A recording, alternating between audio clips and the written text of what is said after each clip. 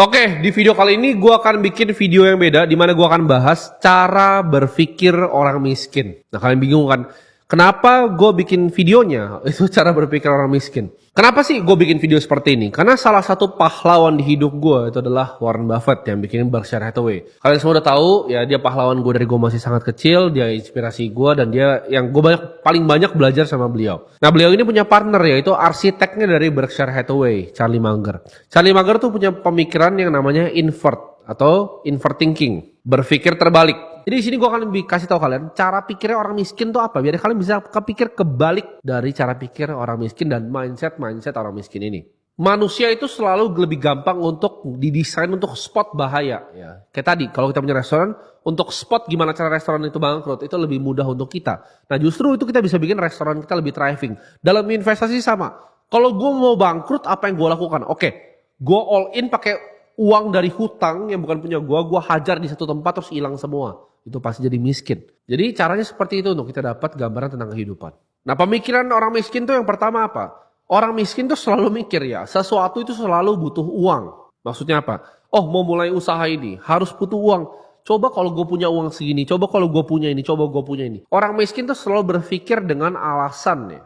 Nggak punya uang, nggak punya kapasitas, nggak ada ini, nggak ada orang dalam. Gue nggak bisa kerja di situ karena nggak ada orang dalam. Padahal semua itu ada caranya gitu. Oh, bisnis perlu modal, dikasih modal. Oh, bisnis perlu belajar accounting, dikasih bahkan akuntan. Oh, bisnis gimana ya cara jualannya? Dikasih orang salesnya. Oh, gimana cara jualan ini yang lebih tinggi? Brandingnya gimana ya? Marketingnya seperti apa ya? Apa itu sebuah brand ya? Dikasih semuanya masih cari lagi. Gimana cara cari suppliernya ya? Jualan ayam, supplier ayamnya dari mana ya? Oh, distributornya gimana ya cara kita bagiin rokoknya? Semua orang itu punya alasannya masing-masing. Ya, apalagi orang miskin, dia paling banyak alasannya. Dikasih modalnya, ada 1001 hal lagi yang dia nggak bisa, makanya nggak pernah bisa jadi kaya. Kalian itu harus paham bahwa semua di dunia ini hanya masalah skill. It's a skill issue, berarti skill lu kurang. Jadi kalau lu pikir ya, untuk mulai sesuatu harus punya modal. Semua itu bisa dimulai dengan apa yang kalian punya sekarang. Ya. Dengan sekarang ini kalian lihat apa yang ada di sekitar kalian manfaatkan sebaik-baiknya karena semuanya itu bisa dipakai. Jadi gimana caranya kalian jadi lebih miskin? Punyalah lebih banyak alasan. Setiap kali mau mulai sesuatu selalu punya alasan ya. Karena orang gak ada yang peduli sebenarnya dengan alasan lo apa. Mereka cuma lihat hasil akhir dari hidup lo. Nah, mindset orang miskin lagi tuh apa? Lebih peduli gengsi. Nah, ini yang mematikan. Karena orang miskin itu lebih peduli gengsi dibanding kehidupan dia di kedepannya. Dibanding dia berinvestasi, lebih penting apa? Gengsi duluan. Yang penting gue keren. Yang penting orang lain nganggap gue keren. Itu udah titik terakhir gue. Dia gak mau jaga dirinya. Dia gak mau bentengin bahkan dirinya secara finansial. Bahkan mencoba untuk bentengin dirinya secara finansial. Yang penting gengsi nomor 1. Kayak gini, lu mau cepat miskin langsung aja ya. Ambil utang buat mobil baru lu. Nah, itu cepat miskin lu kan. Gengsi kan. Punya uang sedikit, ayo kita syukuran ya kan. Punya uang sedikit, ayo beli HP baru. Punya uang sedikit, ayo beli motor baru. Ini bahkan gue punya teman ya, dia punya karyawan tuh sekitar 800 ya. Ketika dia naikin gaji karyawannya, yang dia lihat tuh berubah apa? Motor di parkirannya, keren gak? Baru naikin gaji bulan pertama loh. Mereka udah nyicil motor baru. Banyakin terus aja gengsinya, maka lu akan semakin miskin. Karena hidup itu kita gak makan dari gengsi. Dan gue belajar ini very early in life ya, di kehidupan gue. Gue waktu gue bener-bener pasti mulai merintis usaha, gue itu punya uang bahkan dari ratusan juta itu gue gulung sampai miliaran. Di saat gue uang miliaran itu gue masih pakai mobil bekas yang paling murah yang gue bisa cari. Waktu itu gue pakai Ford Fiesta, walaupun gue udah mampu beli Mercy, gue udah mampu beli BMW.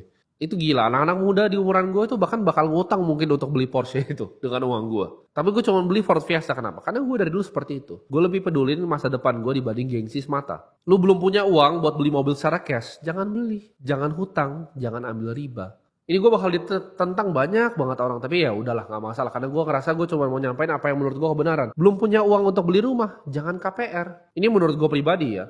KPR itu gak mampu. Lebih baik lu sewa dulu, sabar dulu, tabung uangnya, investasikan uangnya. Diputar uangnya untuk usaha, diputar uangnya untuk berinvestasi. Tapi gue tahu sebagian besar orang KPR itu kayak semacam menabung dia. Tapi kan ngapain nabungnya 5 tahun lu kasih ke bank uangnya. Lu nabungin buat bank, buat direktur banknya bisa terbang pakai private jet gitu. Jadi jangan ya. Kalau saran gue belum mampu beli cash, berarti lu gak mampu beli barangnya. That's it. Orang mungkin banyak yang tentang gue gitu kan, tentang gengsi ini. Tapi terserah orang mau gimana. Gue sih selalu bilang gue hidup anti utang, gue anti riba. Ini gue akan ditentang sama semua financial advisor di Indonesia. Mereka ajarin, oh money is leverage ya. pakai leverage, pakai utang buat kembangin bisnis lu, pakai utang buat kembangin bisnis lu. Ini gue bingung, kenapa orang di finance ya, itu biasanya berpikir berbeda dengan orang retail rata-rata. Orang retail gitu kan, oh hutang untuk berbisnis atau financial advisor, hutang untuk berbisnis. Tapi kita tahu, dalam kita analisa sebuah saham, kita analisa perusahaan nih, lu mau beli perusahaan. Perusahaan A yang nggak punya hutang dengan cash flow yang sama, dengan perusahaan B yang memiliki hutang dengan cash flow yang sama, A itu lebih mahal perusahaan dibanding B. Kenapa? Karena B harus didiskon terhadap obligasinya dia yang dia keluarkan. Kalian paham nggak? Lu analisa beli perusahaan aja nih, kalau orang kaya nih mau beli perusahaan, mereka lihat perusahaan ini ada utang atau enggak. Sedangkan kita mau besarin hutang, kan itu konyol gitu. Perusahaan yang tidak punya hutang itu nggak bisa PKPU, nggak bisa bangkrut. Manusia yang nggak punya hutang itu nggak bisa bangkrut. Sedangkan kalau lu terjerat KPR 15 tahun, lu nggak bisa dapat uang lagi, nggak dapat gaji lagi, lu bangkrut sebagai manusia. Udah semua lu cicil, lu hilang semua, rumah lu kena sita lagi. Orang yang tidak berhutang itu tidak akan bangkrut. Dan a borrower is a slave to the lender. Lu budak ke lender lu yang pinjamin uang. Bakal banyak yang gak suka gue ngomong gini, tapi gue gak masalah ya. Karena ini adalah prinsip yang gue pegang teguh dari dulu. Gue ngerasa hidup gue lebih enak, gue rasa gue tidur lebih tenang kalau gue gak pernah punya hutang. Timothy tidak bisa bangkrut. Kenapa? Karena Timothy tidak punya hutang. Nol ya. Hutang gue persis, di perusahaan gue nol ya, dan gue pribadi nol hutang. Gue gak pernah berhutang dalam beli mobil, gue gak pernah berhutang dalam beli properti. Kantor begini gue juga gak pernah berhutang. Tidak ada hutang sama sekali dalam hidup gue. Ini rahasia yang orang kaya tahu yang gak mau kalian tahu. Kalian coba deh, tanya deh. Direktur bank yang bikin KPR itu beli rumahnya cash atau enggak? Itu pertanyaan gue. Mereka KPR atau mereka beli pakai cash? Itu pertanyaan sederhana ya. Orang yang punya banknya bahkan, gue punya teman yang punya bank. Itu beli rumah cash atau ngutang? Orang yang bikin perusahaan pinjol bahkan, beli rumah itu cash apa ngutang? Mereka semua beli cash. Kenapa? Karena orang kaya, misal beli properti itu beda dengan cara kalian beli properti. Mereka lihat, oke, ini ada rumah di Pondok Indah 22 miliar. Orangnya misalnya suami sama istrinya udah mau cerai. Ya udah, gue ambil diskon 35% hari ini gue bayar cash. Mereka bahkan dapat dealnya lebih bagus dari kalian, baru mereka utangin ke kalian rumahnya. Cara mereka main tuh berbeda dengan kalian.